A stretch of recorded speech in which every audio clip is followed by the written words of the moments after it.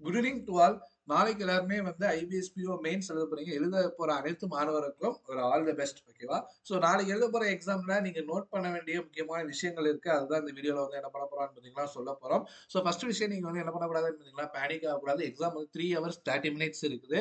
So உங்க energy வந்து என்ன ஆகும் பார்த்தீங்கன்னா ட்ரெயின் ஆகும். ஸோ ஒரு செக்ஷன் வந்து அடுத்த செக்ஷன் போகிறதுல அப்படியே வெக்ஸ் ஆகும். அது என்ன ஆகக்கூடாதுன்னு பார்த்தீங்கன்னா ஆகக்கூடாது. ஓகேவா? எக்ஸாம் போறதுக்கு முன்னாடி நீங்க வந்து என்ன பண்ணிக்கோங்க அப்படின்னா லைட்டா வந்து தண்ணி குடிச்சுக்கோங்க. ஓகேவா? இன்கேஸ் வந்து ரெஸ்ட் ரூம் வந்து வந்துச்சுன்னு பார்த்தீங்கன்னா, ஒவ்வொரு சென்டர்ல அலோ பண்ண மாட்டாங்க. சில சென்டர்ஸ்ல வந்து அலோ பண்ணுவாங்க.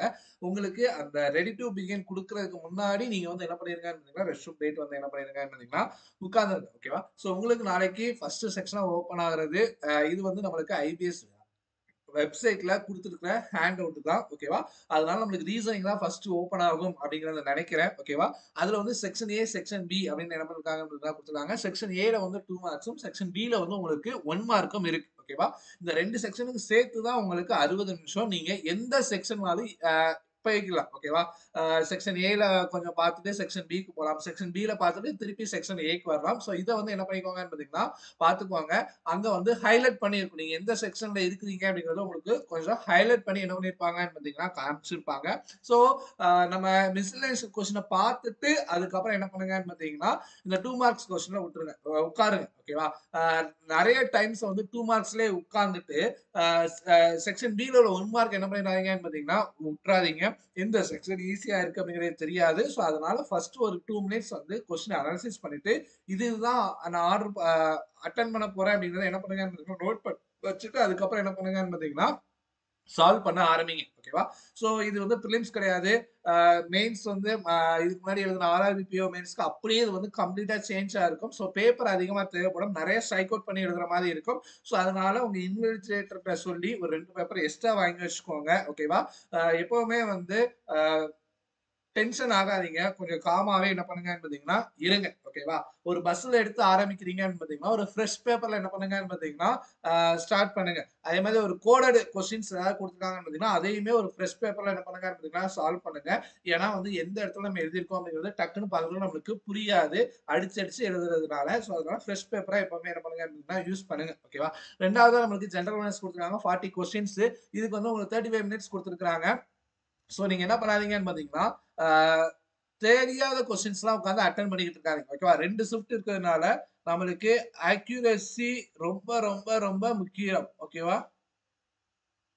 சோ அக்யூரசி ரொம்ப ரொம்ப முக்கியம். சோ 10 கொஸ்டின் தான் எனக்கு ஜெனரல் நாலேஜ் தெரியுதுனால 10 கொஸ்டின்ஸா போட்டுட்டு உட்கார்ந்துருக்கேன். சோ செக்ஷனல் கட் ஆஃப் பத்தி என்ன பண்ணாதீங்க ஃபீல் பண்ணாதீங்க. இப்ப ரீசெண்டா நடந்த எல்லா எக்ஸாம்லயுமே செக்ஷன் கட் ஆஃப் எல்லா செக்ஷனுக்குமே என்ன இருக்கு அப்படின்னா கம்மியா தான் இருக்கு. ஓகேவா? அதே மாதிரி இங்கிலீஷ்லயும் செக்ஷன் ஏ, செக்ஷன் பி இருக்கு. 2 மார்க் கொஸ்டின் எத்தனை இருக்குன்னு பார்த்தீங்கன்னா ஒன்லி 5 தான் இருக்குது. 1 மார்க் கொஸ்டின்ஸ் தான் என்ன இருக்குன்னு பார்த்தீங்கன்னா 30 இருக்குது. ஓகேவா? சோ கண்டிப்பா ஆர்சி வந்து ஒரு 3ல இருந்து 4 ஆர்சி இருக்கும். சோ ஆனா ஆர்சில கொஸ்டின்ஸ் வந்து என்ன இருக்குன்னு பார்த்தீங்கன்னா கம்மியா இருக்கும். ஸோ கொஞ்சம் லென்த்தா இருக்கும். இதுல வந்து நீங்க வந்து அதிகமா அதாவது ஸ்பீடா ரீட் பண்ணணும். அதே மாதிரி அண்டர்ஸ்டாண்ட் பண்ணணும். டிஃபிகல்ட்டான வேர்ட்ஸ் யூஸ் பண்ணியிருக்காங்கன்னு பார்த்தீங்கன்னா, அது ஒரு தடவைக்கு 2 தடவை பார்த்து என்ன பண்ணுங்கன்னு பார்த்தீங்கன்னா, ஆன்சர் பண்ணுங்க. அதே மாதிரி இந்த இங்கிலீஷ்ல வந்து நீங்க வந்து டைரக்ஷனா ரொம்பவே என்ன பண்ணணும்னு பார்த்தீங்கன்னா, பார்த்துக்க வேண்டும். ஓகேவா?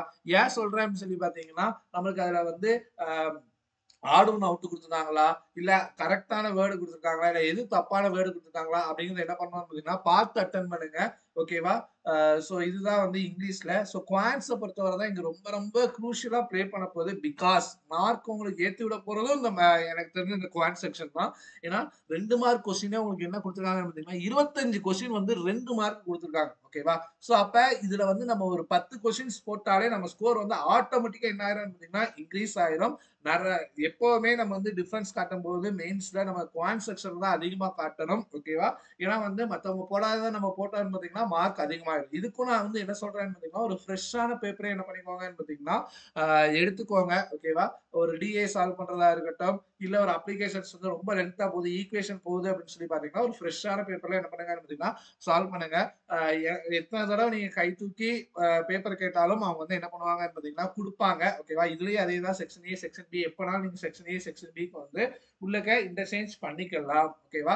சோ ஃபைனலா அந்த 3 ஹவர்ஸ் முடிச்சு அடுத்த செகண்டா உங்களுக்கு என்ன ஆயிரும் பார்த்தீங்கன்னா, லெட்டர் ரைட்டிங் வந்து அதாவது அ டிஸ்கிரிப்டிவ் வந்து என்ன ஆயிரும் பாத்தீங்கன்னா ஓப்பன் ஆயிரும். சோ இந்த தடவை வந்து என்ன பண்ணிருக்காங்கன்னு பாத்தீங்கன்னா உங்களுக்கு எஸ்ஏக்கு உங்களுக்கு 15 மார்க்கும் உங்களுக்கு லெட்டருக்கு 10 மார்க் தான் கொடுத்துருக்கான். ஆனா டைம் வந்து 30 மினிட்ஸ் தான். நீங்க மொத்தம் 30 நிமிஷம் எடுத்துக்கலாம். ஆனா ரெண்டையுமே என்ன பண்ணணும்னு பாத்தீங்கன்னா டைப் பண்ணணும். ஓகேவா?